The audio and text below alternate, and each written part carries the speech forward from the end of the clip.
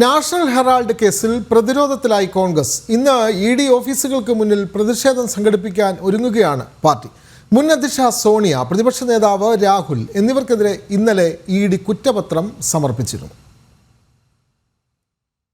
National Herald കേസിൽ ലോക്സഭാ പ്രതിപക്ഷ നേതാവ് രാഹുൽ ഗാന്ധി, കോൺഗ്രസിന്റെ പാർലമെന്ററി പാർട്ടി അധ്യക്ഷ സോണിയാഗാന്ധി എന്നിവരെ ഒന്നും രണ്ടും പ്രതികളാക്കിയാണ് എൻഫോഴ്സ്മെന്റ് ഡയറക്ടറേറ്റ് കുറ്റപത്രം സമർപ്പിച്ചത്. ഡൽഹി റോസ് അവന്യൂ കോടതിയിൽ ഇന്നലെയാണ് കുറ്റപത്രം നൽകിയത്. കേസ് 25-ന് പരിഗണിക്കും. സോണിയയ്ക്കും രാഹുലിനും മേൽ കുരുക്ക് മുറുകിയ പശ്ചാത്തലത്തിൽ കോൺഗ്രസ് പ്രതിഷേധവുമായി തെരുവിലേക്കിറങ്ങി. ഡൽഹിയിൽ AICC ആസ്ഥാനത്തിന് മുന്നിലായിരുന്നു പ്രതിഷേധം. राहुल गांधी जिंदाबाद, सोनिया गांधी जिंदाबाद, मोदी जब जब डरता है ईडी को आगे करता है, जिंदाबाद कांग्रेस पार्टी, जिंदाबाद कांग्रेस पार्टी, जिंदाबाद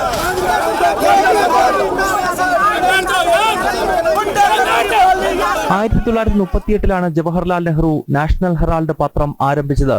അസോസിയേറ്റഡ് ജേണൽ ലിമിറ്റഡ് എന്ന കമ്പനിയുടെ ഉടമസ്ഥതയിലായിരുന്നു പത്രം. 2010-ൽ സോണിയയ്ക്കും രാഹുലിനും 74% ഓഹരിയോടെ ആരംഭിച്ച യങ് ഇന്ത്യ കമ്പനി നാഷണൽ ഹെറാൾഡിന്റെ കോടിക്കണക്കിന് വില വരുന്ന വസ്തുക്കൾ തട്ടിയെടുത്തുവെന്നാണ് കേസ്.